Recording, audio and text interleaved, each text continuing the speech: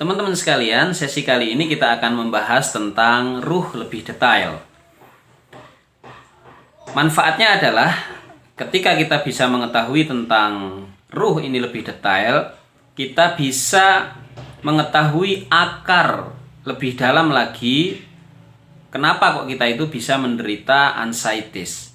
Puncaknya nanti kita akan bisa mengetahui solusi dari sakit kita lebih gampang lagi. Teman-teman sekalian, ruh itu terdiri dari 3 unsur. Seperti halnya kita telah belajar tadi, kalau manusia itu terdiri dari 2 unsur, yaitu unsur fisik dan unsur ruh. Kalau fisik itu unsurnya ada organ, ada darah, ada sel, gitu kan.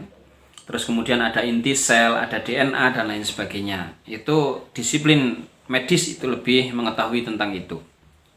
Nah, kemudian ruh itu terdiri dari 3 unsur.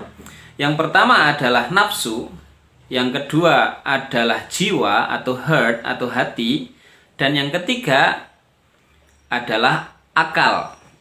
Kita kupas satu-satu. Yang pertama adalah nafsu. Apa itu nafsu?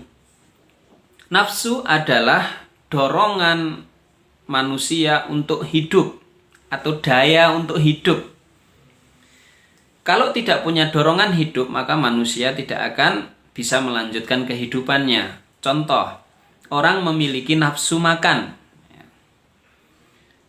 Dengan nafsu makan itu kemudian orang akan makan, dan dengan makan itu orang akan hidup. Kalau tidak memiliki nafsu makan, tentu orang tidak akan makan, yang berakhir akan lemas kemudian meninggal. Contoh yang kedua, orang itu perlu regenerasi. Kalau perlu regenerasi, maka orang itu perlu berpasangan. Perlu ada dorongan untuk berpasangan. Maka kita kenal dengan istilah, nafsu seks. Kalau orang tidak memiliki nafsu tersebut, maka orang tidak akan berpasangan. Nah, kalau tidak berpasangan, maka orang tidak akan bisa melanjutkan hidup atau melanjutkan keturunan. Maka sekali lagi nafsu ini adalah dorongan untuk hidup. Kemudian yang kedua adalah jiwa, atau kita kenal dengan istilah psikologis, atau kita kenal dengan istilah heart atau hati. Apa itu jiwa? Jiwa adalah fitrah dasar ruh. Yang dimana fitrah dasar jiwa itu adalah mengakui adanya Allah, mengakui adanya Tuhan.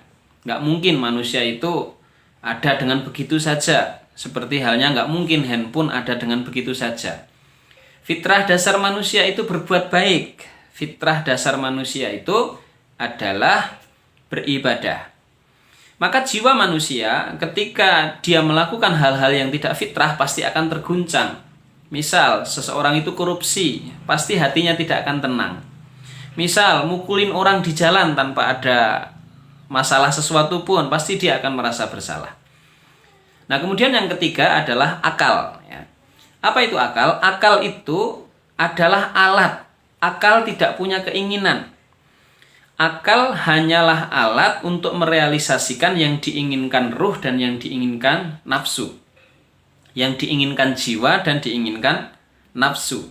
Misal, contoh, ketika kita melihat mangga yang matang, maka nafsu kita itu akan berkeinginan secepatnya makan mangga.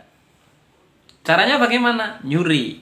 Nah, maka akal akan berpikir bagaimana cara mencuri yang tepat, cara mencuri yang cepat, cara mencuri yang efektif. Sebaliknya jiwa kita ketika melihat yang namanya mangga matang akan berpikir yang baik-baik. Contoh, nanam. Contoh, beli mangga. Atau minimal bilang sama yang punya ingin meminta. Nah, ketika jiwa kita memiliki keinginan tersebut, akal akan berpikir bagaimana cara mendapatkan mangga yang halal.